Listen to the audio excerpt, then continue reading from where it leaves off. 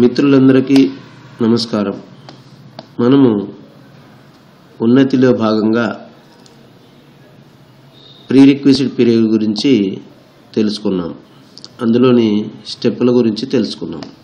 అయితే ప్రీరిక్విజిట్ పీరియడ్లో ఏమి చెప్పవచ్చు అనేది 8వ తరగతికి చెందిన 10వ యూనిట్కి ఒక ఉదాహరణగా తీసుకొని ఇక్కడ వివరించడం జరిగింది. ఇక్కడ చూడండి, ప్రీరిక్విజిట్ పీరియడ్కి మనము ఎంచుకోవాల్సిన ప్రీరిక్విజిట్ ఏమిటి అనేది ఇక్కడ పాఠం ప్రారంభంలో 2 పేరాల్లో మనకు ఇవ్వడం జరిగింది. ఇక్కడ జాగ్రత్తగా మీరు గమనించినట్లయితే ఇక్కడ winds, storms and cyclones. In the earlier classes you have learnt about winds, storms and cyclones అని ఇవ్వడం జరిగింది. అలాగే you have learnt that cyclones can cause a lot of damage to life and property అని ఇచ్చాడు. కాబట్టి వీటి గురించి మనము ప్రీరిక్విజిట్ పీరియడ్లో చెప్పవచ్చు. అయితే మరి ఇవి ఎక్కడ ఉన్నాయి ఏమిటి అంటే మనకు 7వ తరగతిలో 8వ పాఠంలో ఉన్నాయి. 7వ తరగతి సంబంధించిన 8వ unit air, winds and cyclones. ఈ పాఠంలో నుండి మనము సమ్ నేచురల్ ఫినామినా అనే 8వ తరగతి 10వ చాప్టర్ చెప్పడానికి కావలసిన ప్రీరిక్విజిట్స్ని తీసుకోవచ్చు. ఇంతకుముందు మనం చూసినటువంటి విండ్, స్టాము, సైక్లోను వాటి గురించి ఇక్కడ వివరించవచ్చు. మీకు వీలుగా ఉండడం కోసము ఇక్కడ ఆ ప్రీరిక్విజిట్స్ని ఇవ్వడం జరిగింది. అంటే మొట్టమొదటగా విండ్ గురించి మనం వివరించాలి. వాట్ ఈజ్ విండ్ అనేది మనం మొట్టమొదటగా వివరిస్తాం. ఇక్కడ మీకు వీలుగా వాట్ ఈజ్ విండ్, దానికి విండ్కి సంబంధించిన సమాచారాన్ని ఇక్కడ ఇవ్వడం జరిగింది. దీనినే నేరుగా మీరు విద్యార్థులకు వివరించవచ్చు. దీన్ని మీకు కావలసినప్పుడు పాస్ చేసి దీన్ని వివరించేసి నెక్స్ట్ స్టార్మ్స్ అండ్ సైక్లోన్.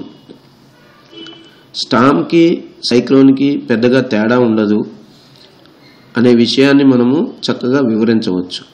ఇది కూడా 8వ పాఠంలో 7వ తరగతిలోని 8వ పాఠంలో క్లియర్గా ఉంది. దాన్ని నుండి తీసుకున్నదే ఇది. మీరు what is Storm and cyclone ఇక్కడ చూపించినటువంటి వివరణ మీరు చెప్పవచ్చు. దీన్నే మీరు డిస్ప్లే చేసి వాళ్లకు వివరించవచ్చు. తర్వాత సైక్లోన్. ఈ సైక్లోన్ గురించి మనకు ఆ 8వ పాఠంలో ఇవ్వబడినటువంటి సమాచారాన్ని ఇక్కడ మీకు వీలుగా ఇవ్వడం జరిగింది.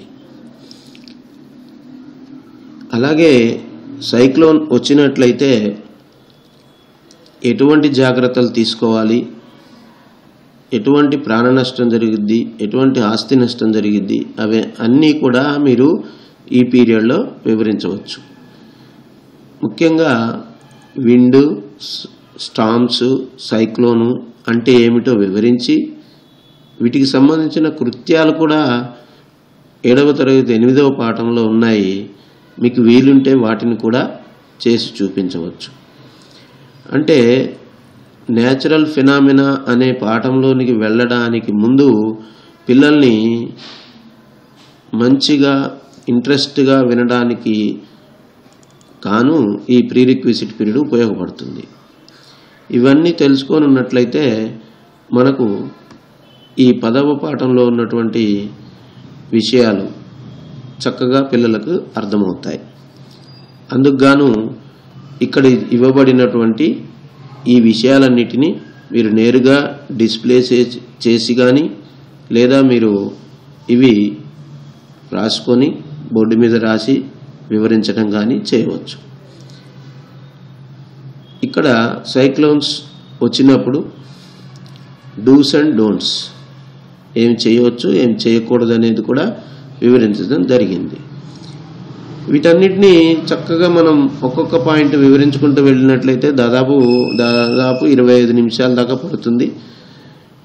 మనకు వీలుంటే దీనికి సంబంధించినటువంటి అంటే ఈ తుఫాన్లు వచ్చినప్పుడు ఏ విధమైనటువంటి నష్టాలు సంభవించాయో వాటిని కూడా మనము ఇమేజ్ రూపంలో చూపించవచ్చు. ఇలా ప్రతి పాఠానికి ప్రీరిక్విజిట్ పీరియడ్లో ఏమేమి చెప్పాలి అనేది నాకు వీలున్నంత వరకు వీడియోలు చేసి పెట్టాలనుకుంటున్నాను. మీకు నచ్చినట్లయితే వీడియోను మీ మిత్రులందరికీ షేర్ చేయండి. ధన్యవాదములు.